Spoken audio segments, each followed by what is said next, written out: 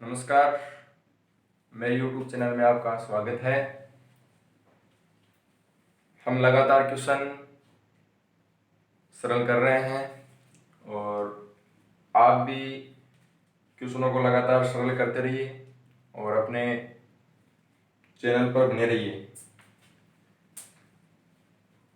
अब देखो, हम बात करते हैं 3.5 में जो अपना अंतिम वाला जो क्वेश्चन है उस क्वेश्चन की बात करते हैं। क्वेश्चन क्या है? देखो, क्वेश्चन कैसे है?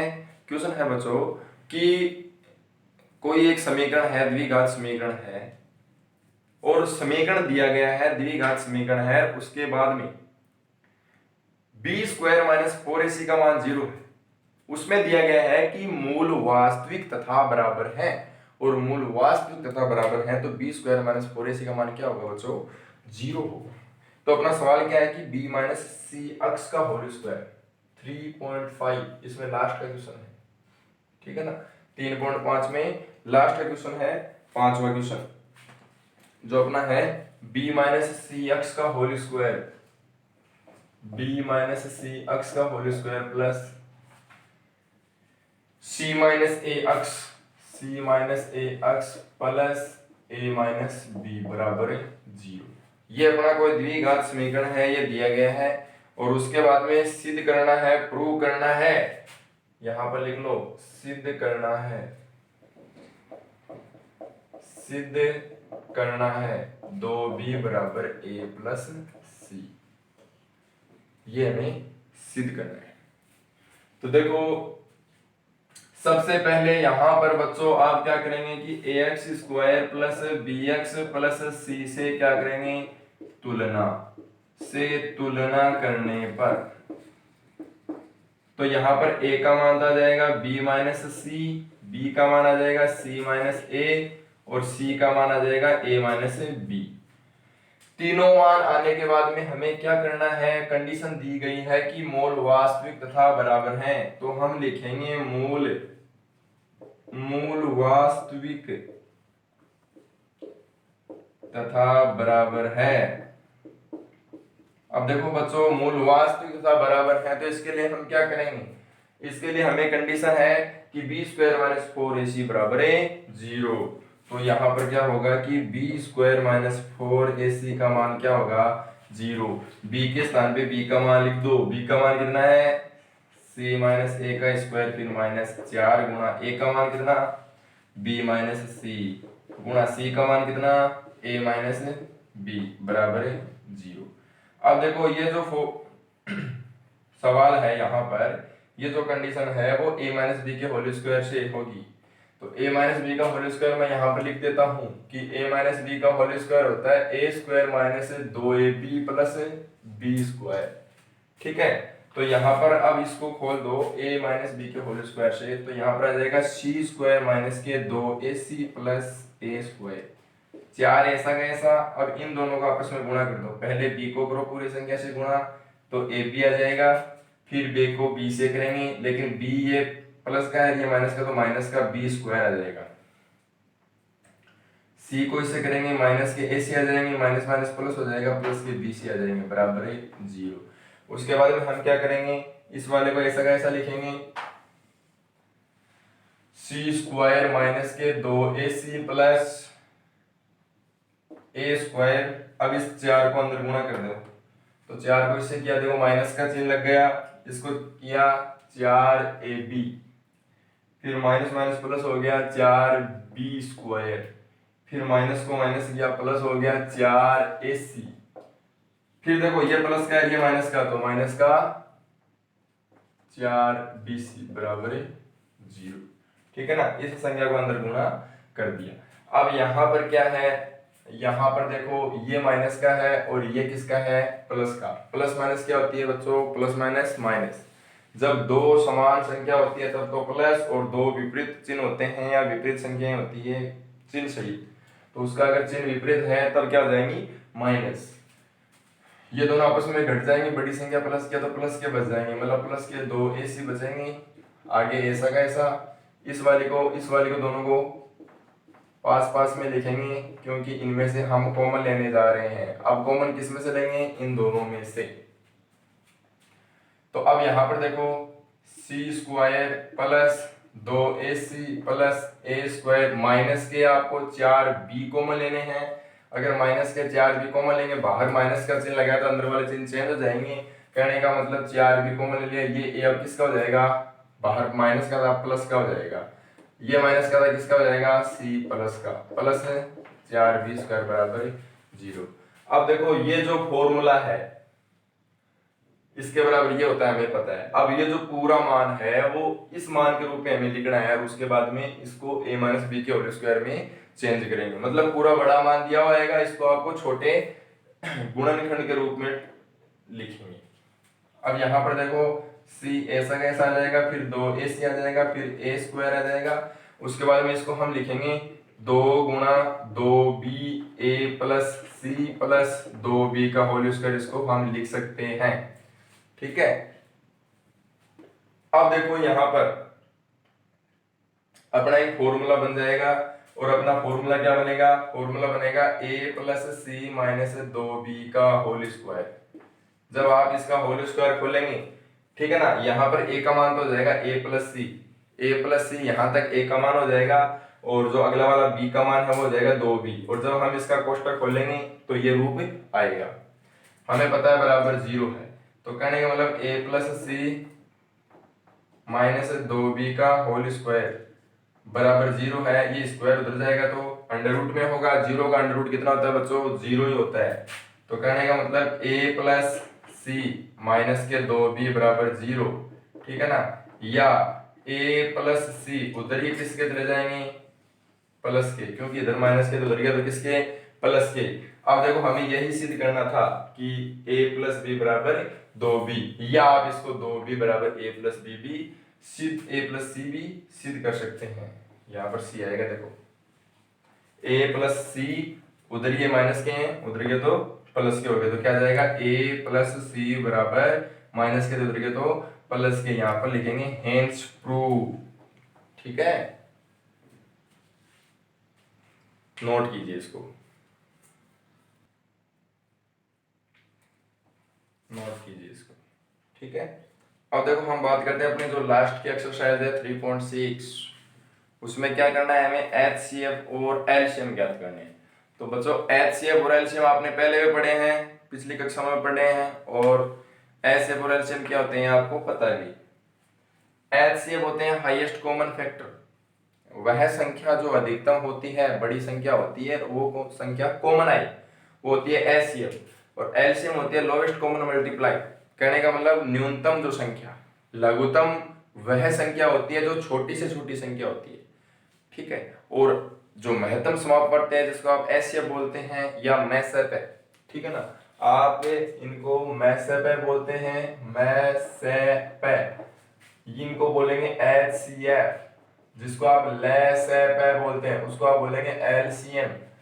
आप इसको दूसरे तरीके से इस प्रकार भी याद रख सकते हैं कि मैसएप का मतलब फुल फॉर्म हो जाएगी इसका मत लो सारे पद, कहने का मतलब मैसएप में सारे पद नहीं लेने हैं, आपको कॉमन लेने हैं। तो यहाँ पर हो जाएगा हाईएस्ट कॉमन फैक्टर मैसएप, और लेसएप क्या हो जाएगा, लेसएप का मतलब है ले लो सारे पद या ले लो सभी पद, कहने का मतलब जो जितने भी पद हैं वो सभी आप ले सकते हैं। तो जो लेसएप होता है वो सबसे छोटी संख्या होती है, आप उससे बड़ी संख्या भी लेसएप ज्ञात कर सकते हैं। जैसे 4 और 8 है, 4 और 8 का लेसा है, 4 और 8 का लेसा कितना हो जाएगा 8, तो इनका लेसा 16 भी है, कोई दिक्कत नहीं है। उसके बाद में ये कैन डिवाइड होके कट जाते हैं। लेकिन यहाँ पर जैसे मैं बात करता हूँ कि 4 और 8, 4 और 8 का HCF 2 है, तो ये 2 ही है, ये चेंज नहीं हो सकता। अब बात करते हैं क्वेश्चन कैसे है इस पे क्वेश्चन है HCF और LCM ज्ञात करने के लिए अगर चर संख्या भी साथ में दी जाए तो आप कैसे ज्ञात करें। जैसे अपना पहला क्वेश्चन है 24 अक्स स्क्वायर YZ, 24 अक्स स्क्वायर YZ, और अपना है 27 अक्स की पावर 4, 27 अक्स की पावर 4, y की पावर 2 और z की पावर 2, y की पावर 2 और z की पावर 2, ये 2 पॉइंट आपको दिए जाएंगे। 3.6 में पहला क्वेश्चन है कि निम्न का HCF तथा LCM ज्ञात करना है। नहीं, यहाँ पर हमें सिर्फ LCM ज्ञात करना है। पहले क्वेश्चन में LCM ज्ञात करना है, दूसरे में क्या ज्ञात करना है, HCF। अर्थात पहले में लघुत्तम ज्ञात करना है, दूसरे में महत्तम समापवर्तक ज्ञात करना है। तो देखो, लघुत्तम ज्ञात करने के लिए सबसे पहले आपको लघुत्तम ज्ञात करो या महत्तम ज्ञात करो, आप क्या करेंगे, टुकड़े करेंगे। तो यहाँ पे लिख लीजिए 24x² YZ। टुकड़े करने हैं 24 के टुकड़े। आप इस प्रकार करेंगे, 24 के टुकड़े 2 का भाग लगाने पर 12 आ जाएगा, 2 का लगाएंगे 6 आ जाएगा, 3 में 3 का लगाएंगे 1 आ जाएगा। तो कहने का मतलब आपने संख्या का टुकड़ा तो कर लिया। संख्या का टुकड़ा आया 2 गुणा 2 गुणा 2 गुणा, मतलब 2 तो 3 बार आ जाएगा, 1 3 आ जाएगा। उसके बाद में इसका भी हम टुकड़ा करते हैं। टुकड़ा करने के लिए क्या करेंगे, अक्ष 2 बार है तो 2 बार अक्ष आ जाएगा, फिर y 1 बार है, z 1 बार है, इसके टुकड़े हो गए। अगले वाला मानिए है 27 x की पावर 4 y की पावर 2 z की पावर 2। कहने का मतलब 27 के पहले हम डिवाइड करेंगे। 27 में देखो छोटी छोटी संख्या का भाग लगाते हैं तो 2 का, सबसे छोटी जो संख्या होती है भाज्य वो 2 होती है बच्चों। अब 2 का भाग नहीं जाता है तब 3 का लगाएंगे। ठीक है, कितने का लगाएंगे, 3 का। तो 3 गुणा 3 गुणा 3, अक्ष 4 बार है तो आप भी 4 बार लिख लो। उसके बाद में y 2 बार है तो आप भी 2 बार लिख लो, और उसके बाद में z 2 बार है तो आप भी z 2 बार लिख लो। अब यहाँ पर हमें LCM ज्ञात करना है, लघुत्तम समापवर्तक ज्ञात करना है, लसाअ ज्ञात करना है। तो यहाँ पर क्या करेंगे, संख्या है संख्या, उसमें से आप देख लो जो अधिकतम संख्या है, ठीक है ना, वो आप यहाँ पर लेंगे। मतलब 2 कितनी बार है, 1 2 3 बार है। यहाँ पर 2 नहीं है, इसका मतलब 2 अधिकतम 3 बार है तो आप 3 बार ले लो। उसके बाद में मैं बात करता हूँ 3 अधिकतम कितनी बार है। 3 यहाँ पर तो 1 बार है, लेकिन यहाँ पर कितनी बार है, 3 बार। तो आपको तो अधिकतम होता है वही देना है। उसके बाद मैं बात करता हूँ अक्ष 2 बार है, लेकिन अक्ष यहाँ पर 4 बार है तो 2 बार को आप नहीं लेंगे, 4 बार को लेंगे। ठीक है, उसके बाद हम बात करते हैं y की। y यहाँ पर 2 बार है, यहाँ पर 1 बार है। आपको तो अधिकतम लेनी है तो 2 बार है तो 2 बार ही लो। उसके बाद में z यहाँ पर 2 बार है, यहाँ पर 1 बार, तो आप कितनी बार लेंगे, 2 बार ही लेंगे। अब इसको आपस में मल्टीप्लाई करके लिख दो। ठीक है, देखो 2 को 2 से गुणा करेंगे 4 आ जाएगा, 4 को 2 से गुणा करेंगे 8 आ जाएगा, और 8 को 3 से गुणा करेंगे 24 आ जाएगा, 24 को 3 से करेंगे 72 आ जाएगा। ठीक है ना, और 72 को 3 से करेंगे कितना आ जाएगा, 216। ठीक है, अब देखो 72 को 3 से गुणा करेंगे कितना आ जाएंगे, 216। अब यहाँ पर x 4 बार है तो आप x 4 बार लिख देंगे, y 2 बार है तो आप y 2 बार लिख देंगे, z 2 बार है तो आप z 2 बार लिख देंगे। ये अपने क्या आ गए, आंसर। तो करने का मतलब एलसीएम आप इस प्रकार ज्ञात करेंगे। 3.6 में जो सेकंड का क्वेश्चन है उसमें एचसीएफ ज्ञात करना है। अब देखो अब एचसीएफ ज्ञात कैसे करें, तो मैं क्वेश्चन लिखता हूं। सेकंड जो क्वेश्चन है उसमें हमें एचसीएफ ज्ञात करना। अब देखो मैं सेकंड वाला क्वेश्चन लिखता हूं। ठीक है, आप एलसीएम इस प्रकार ज्ञात कर सकते हैं। देखो अब सेकंड क्वेश्चन कैसे है।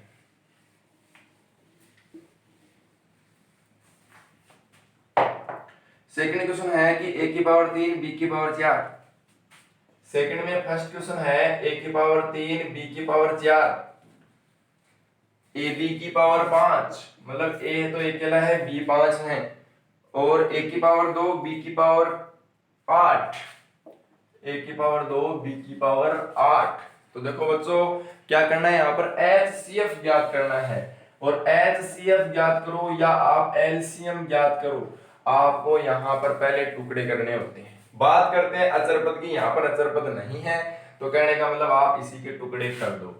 तो a की पावर 3 b की पावर 4 है, इसका मतलब है कि a तो 3 बार है और b कितनी बार है, 4 बार। आप इसको ऐसे लिख सकते हैं। फिर मैं बात करता हूं दूसरे वाले पद की, तो a तो अकेला है लेकिन b कितनी बार है, 5 बार, तो आप भी 5 बार लिखेंगे। उसके बाद बात करता हूं a की पावर 2 b की पावर 8 की, इसका मतलब a तो 2 बार है और b कितनी बार है, 8 बार, तो आप 8 बार लिखेंगे। अब हमें ज्ञात करना है HCF, ठीक है ना, HCF ज्ञात करना है, मतलब उच्चतम घात, ठीक है ना, अर्थात उभयनिष्ठ। उभयनिष्ठ यहाँ पर संख्या देखनी है, उभयनिष्ठ सही आंसर देखना है। तो यहाँ पर देखने का मतलब है कि a 3 बार है, लेकिन यहाँ पर a 2 बार है, सॉरी 1 बार ही है, और यहाँ पर भी a 2 बार है, यहाँ पर a 3 बार है, यहाँ पर a 1 बार है, यहाँ पर 2 बार है। तो कॉमन कितनी बार हुआ? कॉमन 1 बार हुआ, तो आप एक तो a ले लेंगे। उसके बाद में b देखेंगे, b यहाँ पर तो है 4 बार, यहाँ पर है 5 बार, और यहाँ पर है 8 बार। तो यहाँ पर 8 है, यहाँ पर 5 है, यहाँ पर 4 है, लेकिन कॉमन का मतलब सभी में समान। तो मतलब यहाँ पर 4 है, यहाँ पर भी 4 है, यहाँ पर भी 4 है। क्यों? हमें पता है यहाँ पर 5 है, लेकिन इसमें से 4 ले सकते हैं हम। इसमें 8 है, इसमें से 4 ले सकते हैं हम, और इसमें 4 है, इसमें से हम 4 ले लेंगे। लेकिन मैं बात करूं, आप यदि 6 ले रहे हैं तो 6 इसमें से तो ले लोगे, लेकिन इसमें नहीं आएंगे, इसमें नहीं आएंगे। तो कहने का मतलब अपनी जो b का मान है वो कितना आ जाएगा? 4। तो अपना आंसर आ जाएगा a अकेला b 4, ये अपना आ जाएगा आंसर। तो इस प्रकार आप एचसीएफ ज्ञात करेंगे। उसके बाद में देखो एक फॉर्मूला मैं आपको बताता हूं, ठीक है? वो फॉर्मूला क्या है, उस फॉर्मूले से अगले वाले क्वेश्चन होंगे, ठीक है? अब देखो फॉर्मूला अपना है कि जैसे मान लो आपको दो संख्या दी जाएगी, तो दो संख्या दी जाएगी तो उसका a गुणा b, a गुणा b का मतलब है, a गुणा b का मतलब है पहली संख्या गुणा दूसरी संख्या बराबर एचसीएफ गुणा एलसीएम। ये आपको फॉर्मूला याद रखना है, ठीक है? जैसे मैं आपको एक एग्जांपल बता दूं, ठीक है? जैसे आप संख्या लेते हैं 4 और 8, जैसे आपने दो संख्या ले ली 4 और 8। अब हम जांच करते हैं कि अपना सूत्र ये सही है क्या। कहने का मतलब इस सूत्र से हम मान किस प्रकार निकलते हैं। आपको दे दिया कि 4 और 8 है, कोई दो संख्या है 4 और 8। यदि आपको दे दिया कि एचसीएफ बराबर 4 है तो एलसीएम ज्ञात करो। देखो दो संख्या दे दी, a का मान 4 दे दिया, b का मान 8 दे दिया, और HCF का मान 4 दे दिया, ठीक है? और पूछ लिया एलसीएम का मान बताइए। तो हम क्या करेंगे, हमारे पास फॉर्मूला होता है a गुणा b बराबर HCF गुणा एलसीएम, ठीक है? कहने का मतलब a का मान तो है 4 गुणा 8 बराबर एचसीएफ का मान 4 गुणा एलसीएम का हमें ज्ञात करना। तो एलसीएम के स्थान पे एलसीएम लिख लो। हमें एलसीएम की वैल्यू चाहिए, ये 4 गुणा में इधर आएंगे तो किस में चले जाएंगे, भाग में, 4 से 4 कट जाएगा, एलसीएम कितना जाएगा 8। आप जांच कर सकते हैं इन दोनों संख्याओं का एचसीएफ 4 है तो एलसीएम कितना होगा, 8 होगा, ठीक है? इस प्रकार आपको ये फॉर्मूला याद रखना है कि a गुणा b बराबर एचसीएफ गुणा एलसीएम। अब देखो क्वेश्चन कैसे है, जैसे इसमें क्वेश्चन है कि कोई दो व्यंजकों का गुणनफल दिया गया है, ठीक है? या कोई दो द्विघात व्यंजक हैं वो दिए गए हैं और उनका एचसीएफ और एलसीएम दिया गया है, ठीक है? और हमें क्या ज्ञात करना है, वो दोनों समीकरण ज्ञात करने हैं। तो हम कैसे ज्ञात करेंगे, जैसे लास्ट का क्वेश्चन मैं आपको बता देता हूं। तो लास्ट का क्वेश्चन इसमें है, इसी मेथड से होगा, करना कैसे वो देखना कि निम्न या फिर दो द्विघातीय व्यंजकों का एचसीएफ तो है x माइनस 5, एचसीएफ तो है x माइनस 5 और एलसीएम है बराबर, एलसीएम है x cube minus 19x plus 30, x cube minus 19x minus 30, sorry minus 30 है यहाँ। एचसीएफ और एलसीएम दिए हैं, दो समीकरण ज्ञात करने हैं, वो ज्ञात कैसे करें। देखो हमें पता है एचसीएफ तो x माइनस 5 है, लेकिन एलसीएम है x cube minus 19x minus 30 है। अब देखो यदि मैं बात करूं कि इस फॉर्मूले में a गुणा b बराबर एचसीएफ गुणा एलसीएम होता है, ठीक है ना? अब इसके हमें टुकड़े चाहिए, ये वाला जो पद है ऊपर वाले के तो टुकड़े क्या करेंगे, ऊपर वाला तो ऑलरेडी टुकड़े में बटा हुआ है, नीचे वाले के यदि हमें टुकड़े करने हैं तो क्या करेंगे कि इस प्रकार का यदि आपको गुणनखंड करने होते हैं तो उसके लिए सबसे पहले आपको शून्य वाली संख्या देखनी होती है। कहने का मतलब जो अपना समीकरण है, ध्यान से देखो बच्चों, जो अपना समीकरण है उसमें हमें x के बराबर वह वैल्यू रखनी है जिससे पूरे समीकरण का मान 0 हो जाए, वो इसका शून्य होगा। और वो इसका शून्य होगा तो हम उस संख्या का इसमें भाग लगाएंगे और अपना जो क्यूटिएंट जो प्राप्त होगा, भागफल जो प्राप्त होगा, हम उसके टुकड़े कर सकते हैं आराम से। तो यहाँ पर हम यहाँ पर वैल्यू रखते हैं, जैसे x बराबर 1 रखने पर 1 का क्यूब माइनस 19 गुणा 1 माइनस 30, 1 माइनस 19 माइनस 30, 1 माइनस 49। क्यों माइनस माइनस को एक जगह कर दो, ठीक है ना। माइनस माइनस कैसे कर देंगे, आ जाएंगे 49। अब हमें पता है ये घटाएंगे तो 48 बच गए। मैंने क्या बताया, x के स्थान पे वह वैल्यू रखनी है जिससे मान 0 हो जाए, इससे तो नहीं हो पाता। अब हम करते हैं x बराबर 2 रखने पर, ठीक है।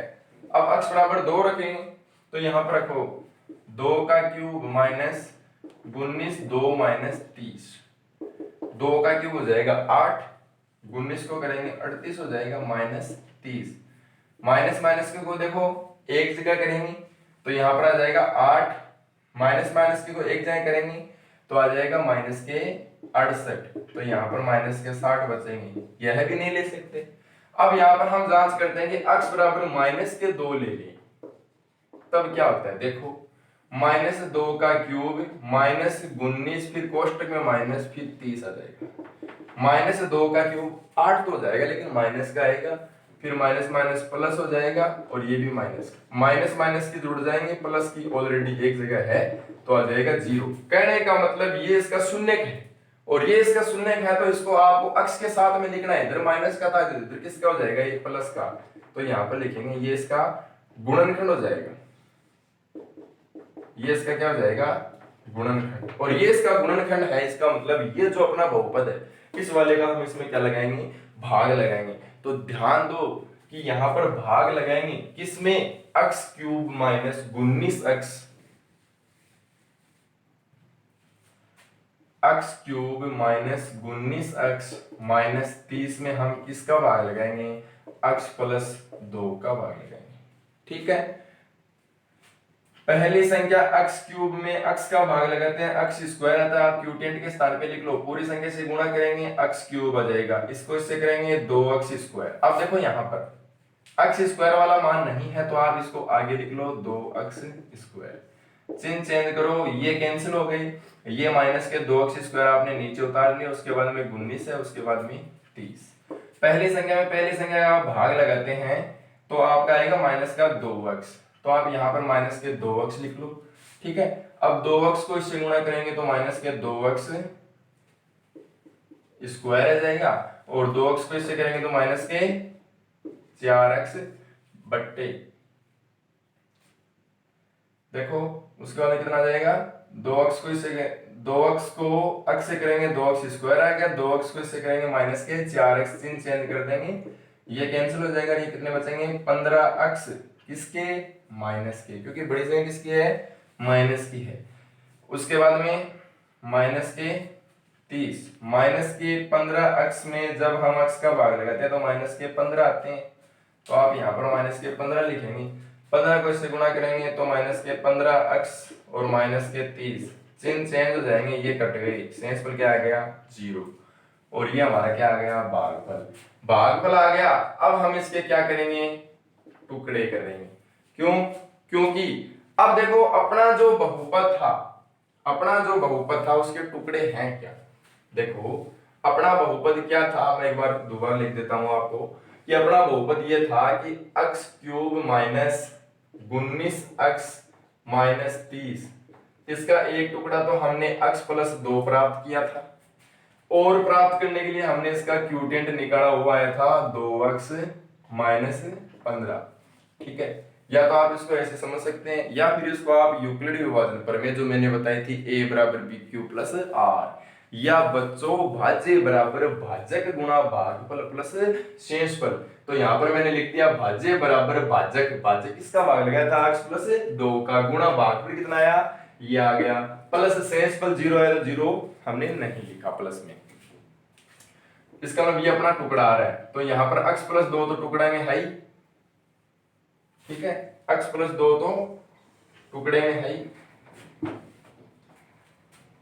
x प्लस 2 तो ऑलरेडी है। उसके बाद अब इसके टुकड़े करने हैं, गुणा करने पर 15 आने चाहिए, जोड़ने और घटाने पर आने चाहिए 2। ऐसी दो संख्या जिनको गुणा करने पर 15 और जोड़ने और घटाने पर 2 आने चाहिए। तो हमें पता है 5 और 3। अब उसको लिखेंगे कैसे, प्लस बीच वाली संख्या माइनस की आएगी या प्लस की। तो देखो बीच वाली संख्या यहाँ पर माइनस की है तो बड़ी वाली संख्या को आपको माइनस का लेना है। अब हमें घटाना है तो दूसरी वाली संख्या को प्लस का लेना पड़ेगा। ये तो x प्लस 2 ऑलरेडी है, यहां से आपने x कॉमन ले लिया तो x माइनस 5 बच गया, और यहां से 3 कॉमन ले लिया तो x माइनस 5 बच गया। तो x प्लस 2 आ गया और आ गया 1 तो आ गया, x माइनस 5 दोबारा आपने कॉमन लिया तो यहाँ पर बच गया x प्लस 3। ठीक है, ये अपना एलसीएम आया है।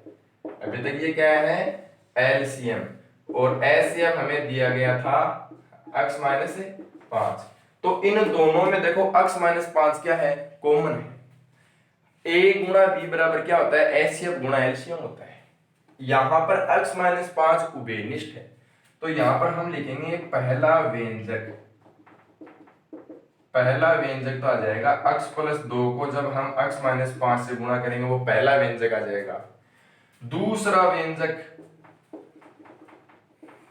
व्यंजक x माइनस 5 को जब हम x प्लस 3 से गुणा करेंगे, क्योंकि x माइनस 5 तो दोनों जगह आना है क्योंकि ये तो कॉमन आ रहा है। ठीक है, क्योंकि एचसीएफ का मान दोनों जगह इक्वल है, यहाँ पर भी एचसीएफ इतना है, यहाँ पर भी एचसीएफ यहाँ पर एचसीएफ का मान x माइनस 5 है और यहाँ पर भी एलसीएफ का मान भी x माइनस 5 है, तो ये तो आ गया कॉमन।